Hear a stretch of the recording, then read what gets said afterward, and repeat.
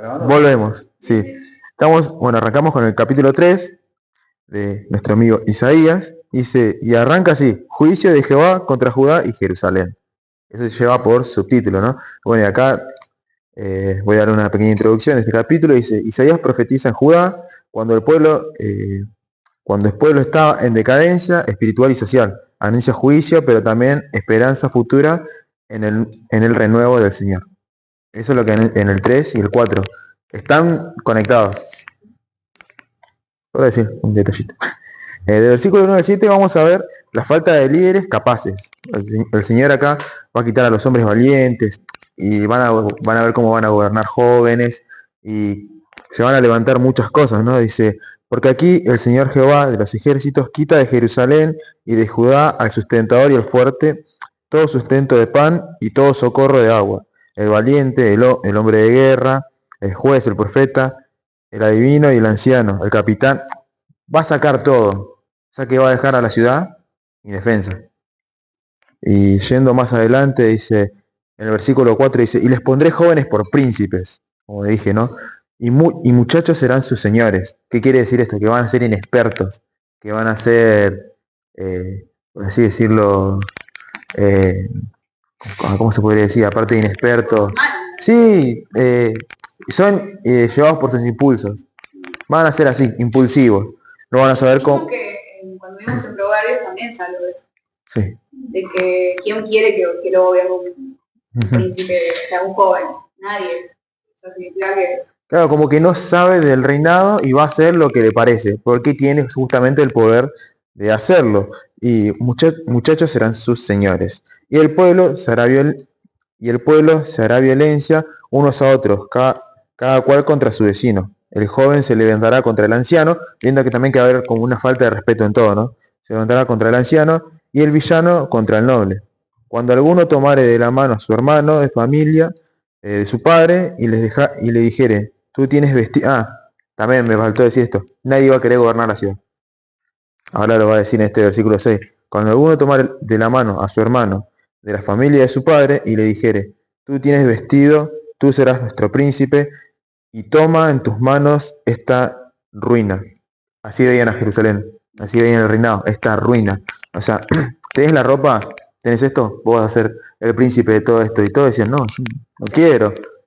Mirá lo que es esto, esto es una. No, todos se escapaban de aquella responsabilidad. Él jurará aquel día diciendo, no tomaré ese cuidado, porque en mi casa ni hay pan, ni qué vestir, no me hagáis príncipe del pueblo. O sea que acá no hay nada. ¿Por qué me vas a ser príncipe de esto? Yo no quiero nada de esto. Eso iba a ser lo que iba a pasar en ese tiempo en Jerusalén.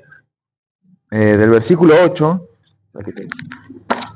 del versículo 8 al 12, la causa del juicio. Vamos a ver por qué está siendo enjuiciada también Jerusalén, que es pecado público y arrogante, hablan y actúan en contra del Señor, y el pecado era tan descarado como, bueno, se nombró a Sodoma y Gomorra. Era así, por eso los nombran, porque el pecado era, vos salías y los mirabas, no es que por lo menos lo encubrían, no, era así, a la vista de todos.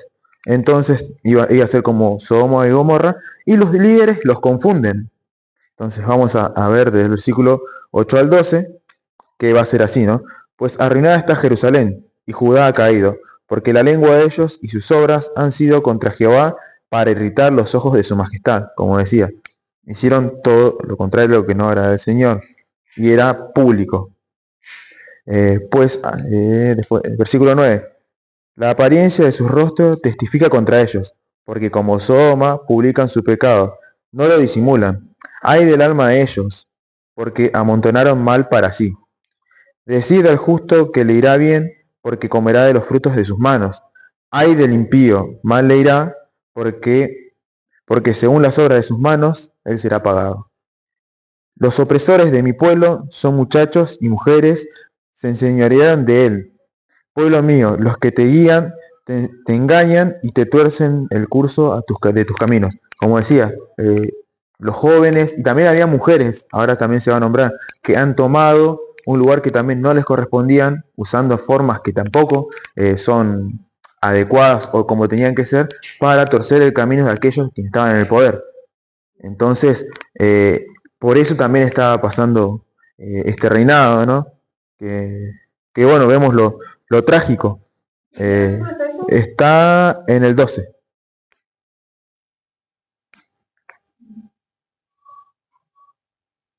¿Está? Sí, no, Ah, quería para... que pensé que ibas a decir algo. No, porque Bueno, me llamó la atención. ahora arrancamos del versículo 13 al 15, que dice, Dios se levanta como juez, condena a ancianos, príncipes, porque destruyen la viña. A esto se refiere a la viña, se refiere al pueblo. Y el pueblo denuncia y también se denuncia que se aplasta al pobre. Vamos a ver esto en estos versículos. Jehová está en pie para litigar y está para juzgar a los pueblos. Jehová vendrá a juicio contra los ancianos de su pueblo y contra sus príncipes, porque vosotros habéis devorado la viña, como decía, la viña es el pueblo, habían devorado al pueblo, y el despojo de los pobres está en vuestras casas. Ya no pensaban en ellos, sino solo aumentar sus riquezas, no en ayudar a los demás. ¿Qué pensáis vosotros que majáis mi pueblo y molestáis la cara de los pobres? Y moléis la cara de los pobres. Dice el Señor, Jehová de los ejércitos. Perdón, volvamos. Versículo era del 3 al 15. ¿Qué pensáis vosotros que majáis mi pueblo y molestáis las caras de los pobres? Dice el Señor, Jehová de los ejércitos. Y ahora vamos a ver acá otro juicio. Sigue hablando Isaías, ¿no? Y esto es del 16 al 26. Juicio contra las hijas de Sión. Acá vamos a ver que eran mujeres altivas, eran orgullosas, también eran coquetas, pero eran vanidosas. Como decía antes, que hicieron cosas malas para llegar a donde querían llegar. En vez de perfume y adornos, iban a recibir hedor y deshonra y demás. Y en vez de gloria, iban a recibir luto y soledad. Justamente por el juicio, por lo que han hecho. Dice, asimismo, dice Jehová, por cuanto las hijas de Sión se ensorbecen y andan con cuello erguido y con ojos desvergonzados cuando van danzando y haciendo son con los pies, como que se empoderaron. Erguidos como derecho.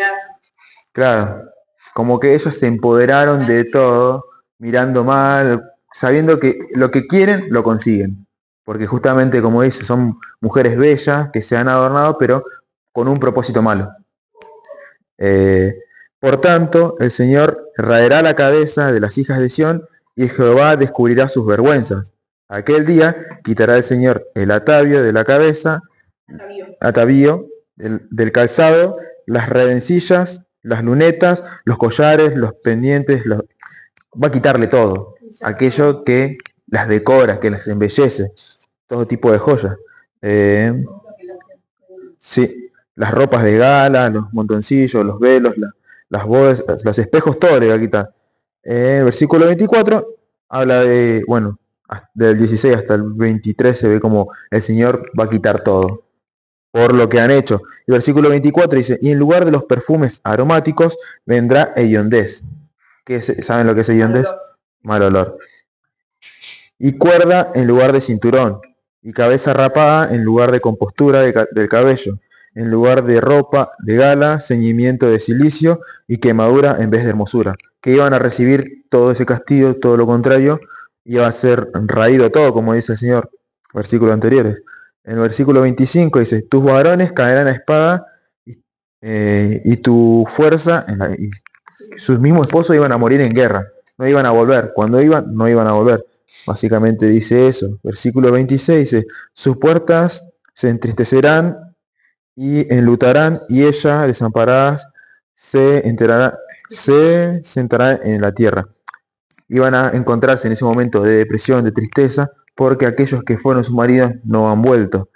Y en el capítulo 4, que continúa con esto, con el juicio, dice, echarán mano de un hombre 7 mujeres en aquel día.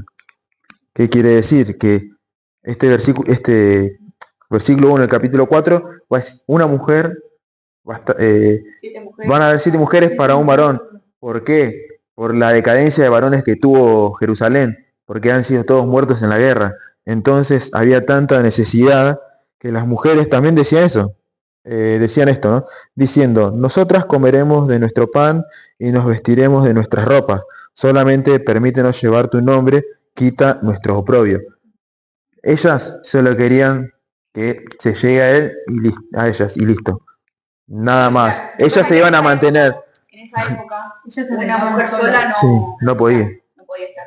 Necesitaba tener un marido que la mantenga, digamos. Pero ellas estaban tan mal, y todos estaban tan mal que no importa, no nos mantengan. Nosotros vamos a comer de lo nuestro, nos vamos a decir con lo nuestro, pero solamente danos tu apellido. O sea, danos tu respaldo. Claro, solo querían eso. Ellos después se iban a mantener por su cuenta, ¿no? Pero, como dije, este capítulo está conectado, el capítulo 4 está conectado con el 3. El capítulo 4 es un pero del Señor, viste que dicen que todo cambia. ¿Y qué trae? Un futuro glorioso en Jerusalén. Y continuamos, ¿no? Con esto, dice, refleja la devastación, bueno, recién hablamos de la devastación por la guerra y la escasez de hombres, ¿no? En el versículo 2 se anuncia una esperanza futura en el renuevo de Jehová. Será hermoso y glorioso.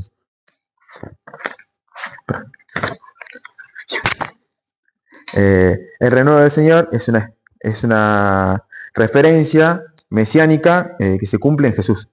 A eso se refiere con el renuevo. Y bueno, también esto hace referencia en Jeremías 23:5, Zacarías 3:8 y en Juan 15:1. Si lo quieren leer, si lo buscan. Ahora, búscalo. Jeremías 23:5. El otro, Zacarías 3:8.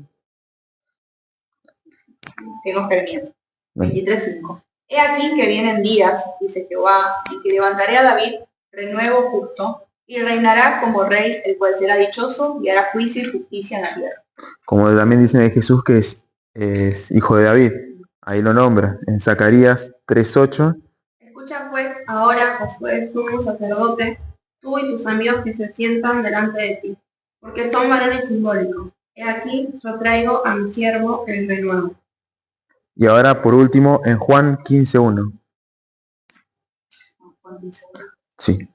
Dice, yo soy la vid verdadera y mi padre es el labrador. Solo eso. Por eso, ahí, cuando habla del renuevo, habla justamente de Jesús, quién iba a ser, quién iba a venir, ¿no? Como vemos, ya arranca con las profecías de un Mesías venidero. Bueno, en este versículo dice, en aquel tiempo el renuevo de Jehová será para hermosura y gloria, y el futuro de la tierra para grandeza y honra a los sobrevivientes de Israel. También promete que van a haber sobrevivientes de ese proceso que están viviendo y no va a ser destrucción. En el versículo 3 y 4 vamos a ver que el juicio no es solo castigo, también es limpieza.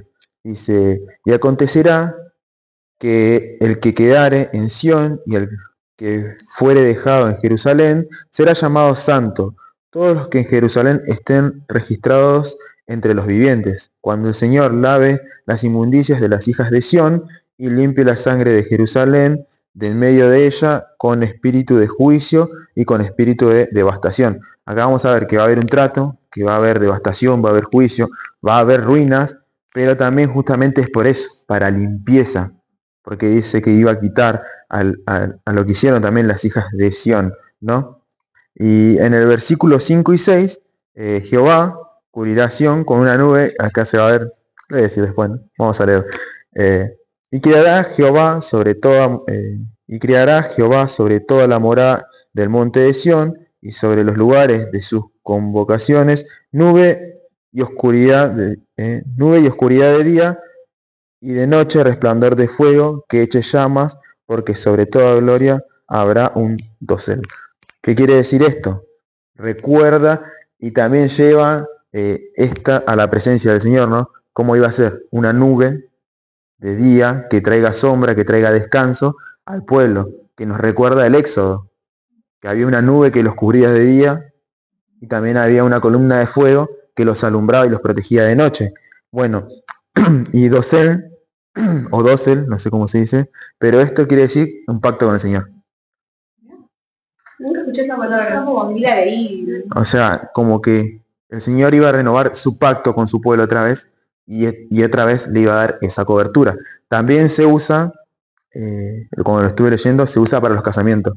Cuando alguien se casa, también el Señor va a dar es una promesa y promete estar en ese casamiento. O sea, si es algo que el Señor lo estipuló, va a haber una promesa y Él va a estar cubriéndonos con las nubes y protegiéndonos con la columna de fuego, como gatito de color. Y habrá un abrigo para sombra contra el calor de día y para refugio y escondedero contra el turbión y contra el aguacero. ¿Qué dice esto? Que Jehová cubrirá a Sión con una nube de fuego, recordando el Éxodo, y será refugio. Y esto también es una imagen representada, es una imagen de la presencia protectora de Dios sobre su pueblo restaurado. Y así termina el capítulo 4.